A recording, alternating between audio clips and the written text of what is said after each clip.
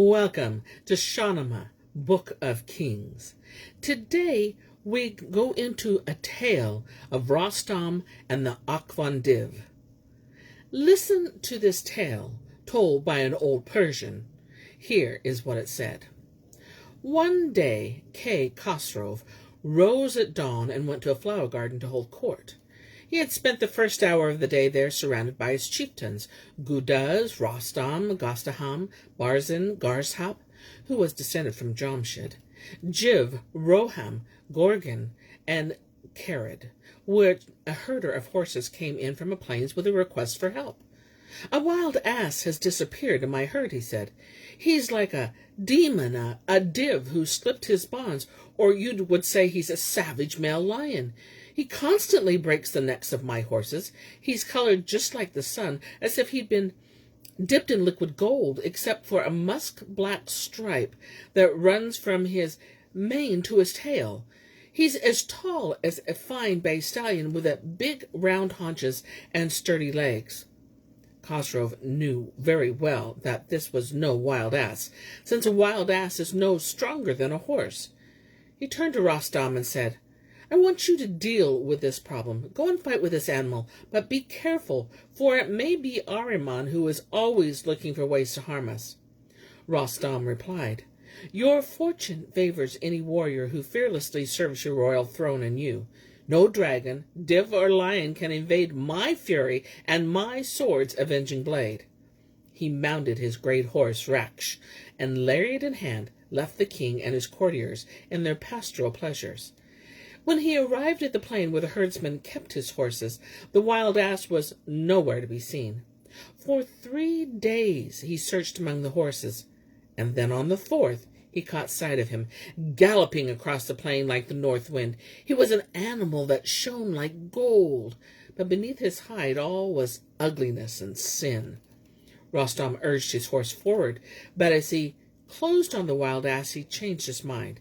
He said to himself, "I shouldn't kill this beast with my dagger. I ought to noose it with my lariat and take it still alive to the king." Rostam whirled his lariat, intending to snare it by the neck, but as soon as the ass saw the lariat, he suddenly disappeared from before the hero's eyes. Rostam realized that he was not dealing with a wild ass, that it would be the cunning he would have to call on, not strength. He said, "This can only be the Akvan Div, and somehow he must be made to feel the wind of my sword's descent. I've heard from a knowledgeable man that this is the area he haunts, but it's strange that he should take the shape of a wild ass. I must find some trick by which my sword can stain that golden hide with blood." Then once again the beast appeared on the plain, and Rostam urged his horse forward. He notched an arrow to his bow, and he rode like the wind. The arrow flew ahead like fire, but at the moment he drew back his royal bow, the ass once again disappeared. For 3 days and nights Rostam rode about the plain until he began to feel the need for water and bread, and he was so exhausted that his head sank down and knocked against the pommel of his saddle. Looking around, he caught sight of a stream as inviting as rosewater. He dismounted and watered Raksh, and as he did, he felt his eyes closing in sleep. He loosened the girth and removed the poplar wood saddle from Raksh's back and set it down as a pillow beside the stream. He spread out his saddlecloth and lay down to sleep on it while Raksh cropped the grass nearby. When Akman Div saw Rostam asleep in the distance, he transformed himself into a wind rushing over the plain. As soon as he reached the sleeping hero, he dug out the soil around him and then lifted him up towards the heavens on a great crag of excavated earth. Rostam woke and was alarmed. His wise head whirled in confusion, and as he wriggled this way and that, the Akvan Div called out to him, "Hey, Rostam, mammoth hero, make a wish. Am I to throw you to the ocean fish, or hurl you to some arid mountainside? Well, which is it to be? You decide." Rostam realized that in this div's hand all wishes could be turned upside down. He thought, "If he throws me down on a mountain, My body and bones will be smashed. It'll be much better if he throws me in the sea, intending the fishes' bellies to be my winding sheet." Rostam replied, "The Chinese sages teach whoever dies in water will not reach the heavens or see Sorish. His fate will be to haunt this lower earth eternally. Throw me upon some mountain top, and there I'll terrify a lion in its lair." When the Akvan Div heard Rostam's request, he roared and he bore him down toward the sea. "I'm going to hurl you somewhere," he replied, "beyond both worlds, where you can't run or hide." Then he flung him deep into the ocean's depths. But as he descended through the air toward the water, Rostam drew his sword, and with this he kept off the sharks and the sea monsters that made for him. With his left arm and leg he swam, and with his right he warded off attacks. He struck out immediately, as befits a man used to fighting and hardships, and after a short time, by going steadily in one direction, he caught sight of dry land. Once he had reached the shore and given thanks to God, who had delivered him from evil, he rested and took off his wet tiger skin, spreading it beside a stream until it was dry. He threw away his soaked bow and armor and set off, leaving the sea behind him. He found the stream by which he had slept, and where he had been confronted by the evil-natured Div. But his splendid horse, Raksh, was nowhere to be seen in the pasture there, and Rostam railed against fate. Angrily, he picked up the saddle and bridle and set off through the night in search of him. As dawn broke, he came on a wide meadow filled with clumps of trees and flowing streams.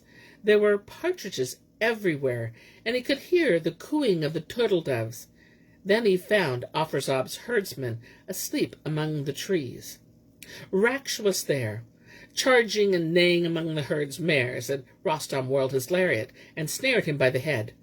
He rubbed Raksh down, saddled him, slipped the bridle over his head, and mounted. Then, calling down God's blessings on his sword, he set about rounding up the horses.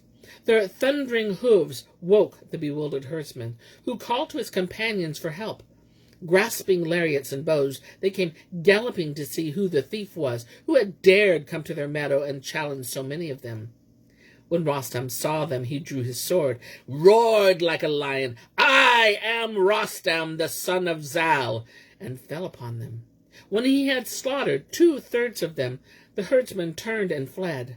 Rostam followed in hot pursuit, an arrow notched in his bow. It happened that at this time Afrazab was coming to this very meadow in a hurry to inspect his horses. He arrived with his entourage and with wine and entertainers, intending to relax for a while in the place where the herdsman watered the herd every year. But as he drew near the spot, there was no sign of either the herdsman or his horses. Then he heard a confused noise coming from the plain, and in the distance he saw the horses galloping and jostling one another, and Raksh was visible through the dust sent up by their hooves. Soon the herdsman appeared and told him the whole astonishing story of how he had seen Rostam not only drive off the whole herd single-handedly, but he also killed many of the herdsman's companions besides. It became a matter of urgent discussion among the Turks that Rostam had appeared there alone. They said, "This has gone beyond a joke. We must arm ourselves and respond, or have we become so weak and contemptible that one man can come and kill whoever he wishes? We can't allow a solitary horseman to turn up and drive off our whole herd of horses." Afrazab set off with 4 elephants and a detachment of soldiers in pursuit of Rostam. When they were close enough, Rostam unslung his bow from his shoulder and came riding toward them. He rained arrows down on them as thickly as the clouds rain down dew, and then set about them with his steel sword. Having killed 60 of them, he exchanged the sword for his mace and dispatched 40 more. Afrazab turned tail and fled. Rostam captured the 4 white elephants, and the Turanian soldiers despaired of life as he pursued them for 2 parasangs, raining down blows of his mace against their helmets and armor like a spring hailstorm. Then he turned back and added the elephants to his plunder. He returned to the stream in triumph and once again met with Akvan Div, who said, "Don't you get tired of fighting constantly? You fought the savage monsters of the sea. Go back to land, and once you've reached our plain, it seems you couldn't wait to fight again." When Rostam heard him, he roared like a warrior lion. He unhitched his lariat from his saddle and flung it toward the Div, who was caught about the waist. Rostam twisted in the saddle and raised his mace and then brought it down with a blow like a blacksmith at his forge. The blow landed on the Div's head, and his skull and brains were smashed by its force. Rostam dismounted and with his glittering dagger severed the Div's head. Then he gave thanks to God, who had given him victory on the day of vengeance. You should really realize that the Div represented evil people, those who are ungrateful to God. When a man leaves the ways of humanity, consider him as a Div and not as a person. If you don't appreciate this tale, it may be that you have not seen its real meaning. Once Rostam had cut off the Div's head, he remounted Raksh, and driving the herd of horses before him, together with whatever else he had looted from the Turks, he set off toward Khosrow's court. News reached the king that Rostam had returned in glory. He had set off a noose, a wild ass. Now he had defeated a Div and captured elephants besides. The king and his court went out to meet him, the courtiers wearing their crowns of office. The processions included elephants, trumpets, and the imperial banner. When Rostam saw the banner and realized that the king was coming out to greet him, he dismounted and kissed the ground. The army shouted its approval, and the drums and trumpets sounded. The nobles dismounted, and only Khosrow remained in the saddle. He ordered Rostam to remount Raksh, and the procession made its way cheerfully back to Khosrow's camp. Rostam distributed the horses to the Iranian army, keeping none back for himself, as he considered only Raksh suitable to be his own mount. The elephants he gave to Kay Khosrow as worthy of a lion-like king. The court spent a week rejoicing with wine and music and entertainers, and when Rostam was in his cups, he told the king about Akvan Div, saying, "I never saw such a majestic wild ass, of such a splendid color, but when my sword cut its hide, it was an enemy I saw, not a friend. It had a head like an elephant's, long hair and a mouth full of boar's tusk. Its 2 eyes were white and its lips black. Its body didn't bear looking at. No animal is like him. And he turned that whole plain into a sea of blood when I cut his head off with my dagger. Blood spurted into the air like rain." Kay Khosrow was astonished. He set down his wine cup and thanked God for creating such a hero, the equal of whom the world has never seen. 2 weeks passed with feasting, pleasure, and telling stories, and when the 3rd began, Rostam decided to return home in triumph.